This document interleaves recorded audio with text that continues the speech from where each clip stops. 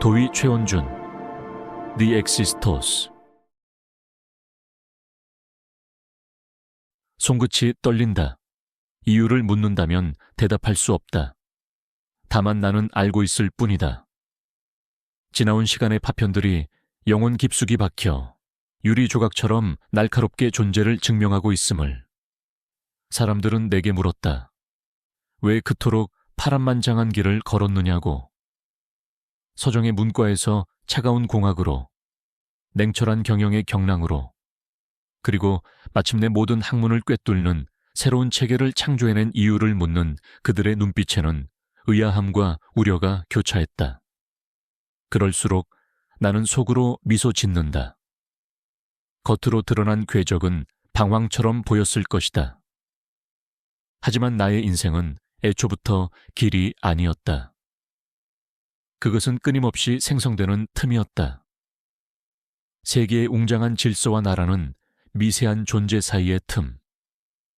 엄연한 현실의 구조와 인간만이 갈망하는 심오한 의미 사이의 간극.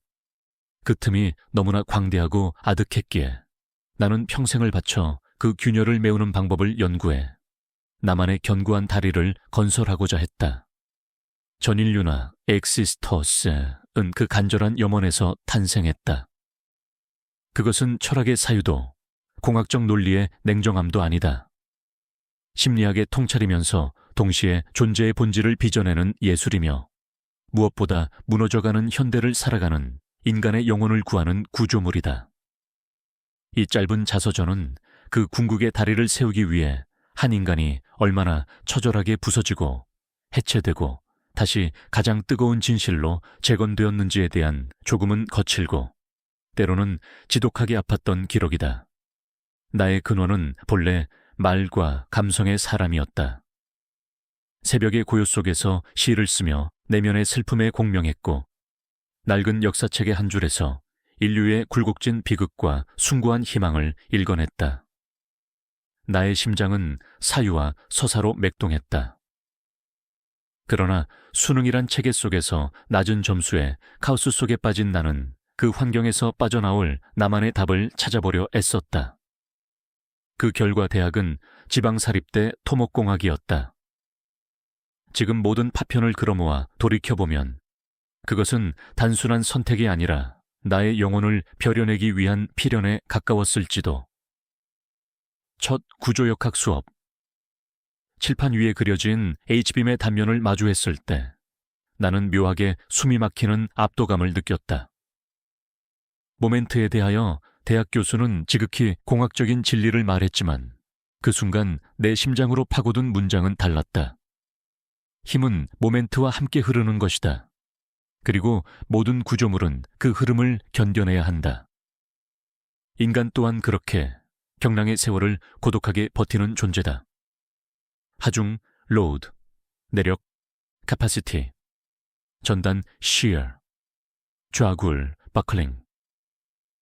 이 차갑고 단단한 공학 용어들은 얼마 지나지 않아 인간의 가장 연약한 감정과 굳건한 가치, 무너지는 자존감과 고통스러운 존재의 구조를 설명하는 또 다른 언어가 되어 내 혈관 속으로 격렬하게 스며들었다.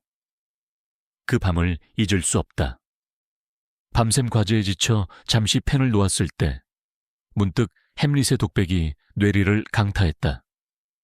To be or not to be, that is the question. 나는 섬광처럼 깨달았다. 햄릿은 결국 존재의 내력 부족이었다. 자신의 존재 구조 설계에 실패한 혹은 그것을 감당할 힘을 잃어버린 인간이었다. 이때부터였다. 나의 내면에서 문과적이고 철학적 사유와 공학적 논리가 뒤엉켜 격렬하게 교미하던 순간 인간의 마음에도 피할 수 없는 하중이 있다. 그리고 그 하중을 견디는 힘도 혹은 비극적으로 무너지는 구조도 반드시 존재한다. 이 기묘한 혼합, 이 모순의 씨앗이 내 영혼의 토양에서 싹트기 시작한 순간이었다. 너, 혼란 그 자체로군. 이렇게 이것저것 기웃거리다가는 결국 인생을 망치면 어떡하냐. 주변의 시선은 한결같았다. 하지만 나는 내 안의 심장이 시키는 대로 움직였을 뿐이다. 그 격렬한 내적 갈증이 나의 항로를 결정했다. 경영학의 차가운 효율, 법학의 숭고한 규범, 정치학의 권력 역학, 건축의 공간 심리, 예술의 절대적 자유, 신경의학의 기계론적 신비, 심리학의 깊은 심연. 나는 거의 10여 개가 넘는 분야의 지식을 무섭도록 탐험하고 파고들었다. 남들은 이를 갈피를 잡지 못하는 방황이라 깎아내렸지만 나는 그것을 고밀도 수집 하이 덴시티 컬렉션이라 명명했다. 인간이라는 거대한 존재를 완벽하게 설명해 낼 수 있는 단 하나의 궁극적인 구조물을 만들기 위한 필수적인 부품들을 하나씩 집요하게 모아가는 과정이었다. 건축에서는 공간이 어떻게 영혼을 구속하고 해방하는지 그 심리적 역학을 배웠고, 법학에서는 인간이 만들어낸 가장 찬란한 규범의 빛과 동시에 가장 잔혹한 착각의 그림자를 목격했다. 신경의학에서는 뇌라는 신비로운 기계장치가 진짜로 인간의 의식과 행동을 지배하는 방식을 관찰했으며, 심리학에서는 인간이라는 존재가 얼마나 예측 불가능하며 경이로운 미완의 우주인지 새삼 깨달았다. 그리고 어느 순간 나는 이 모든 지식이 하나의 거대한 용광로 속으로 던져지는 것을 느꼈다.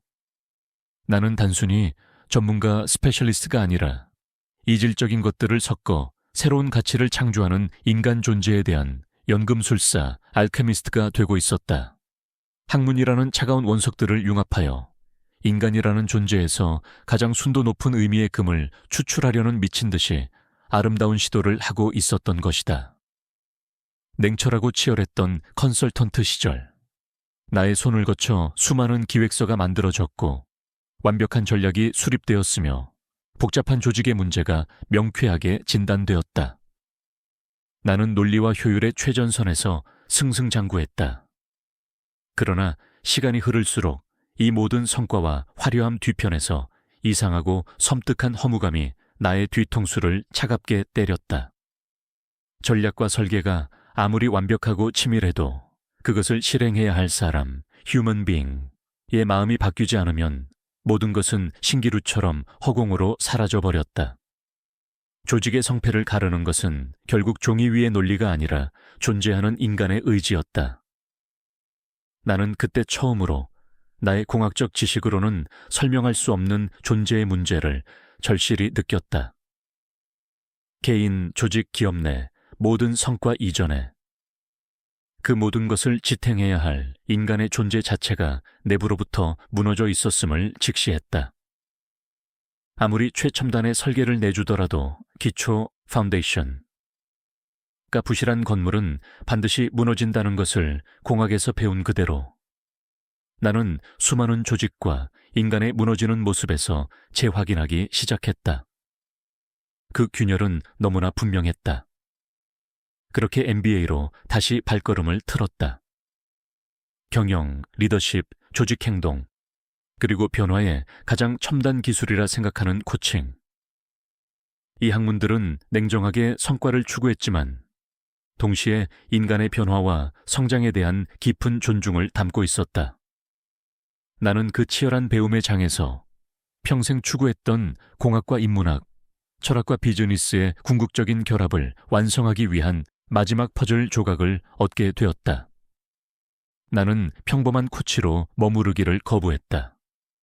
시험과 자격이라는 보잘것없는 성과는 나를 코칭의 세계에 환멸을 느끼게 할 뿐이었다.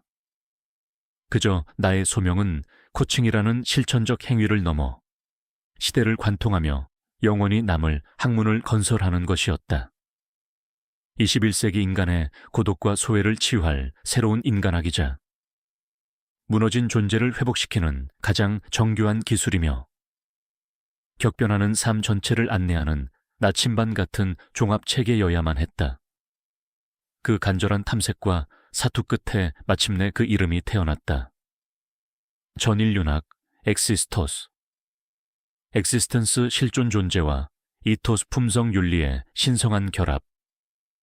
이는 단순히 실존을 묻는 것을 넘어 인간이 인간으로서 이 세계에 의미 있게 살아나가기 위한 가장 깊은 이유와 구조를 붙잡는 학문이다. 전인륜학 10분. 정심정의, 정시정언 정도, 정행정력. 정지, 정신정자.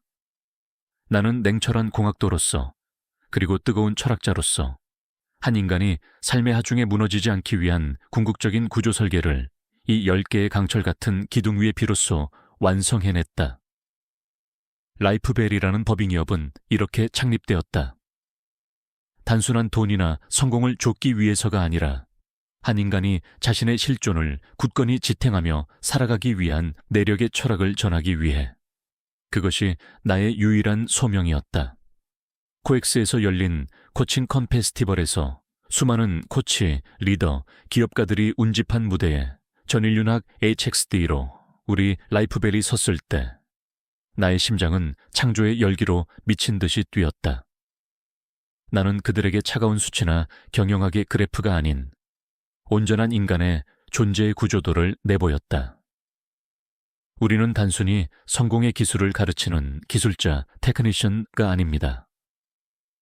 우리는 인간이라는 광활한 우주가 외부의 힘에 흔들리지 않고 스스로의 정확한 궤도를 영원히 돌 수 있도록 돕는 영혼의 천문학자, 에이스트로노머이자 구조역학자, 스트럭처럴 애널리스트입니다. 이 말이 내 입 밖으로 터져 나오는 순간 내 안에서 수십 년 동안 오래 잠들어 있던 단 하나의 문장이 번개처럼 깨어났다. 나의 인생에서 경험했던 모든 경계, 모든 방황, 모든 이질적인 선택, 심지어 가장 쓰라렸던 모든 상처까지도 오직 그 하나의 문장을 이 세상에 선언하기 위해 존재했던 것처럼 느껴지는 신성하고 숨막히는 순간이었다. 에필로그, 전인륜학을 세상에 내놓았지만 고백하건대 나는 아직도 그 학문의 모든 진리를 완벽하게 살아내지 못했다. 당신과 나, 우리 자신이야말로 전인륜학의 가장 격렬한 진행형 연구 사례다.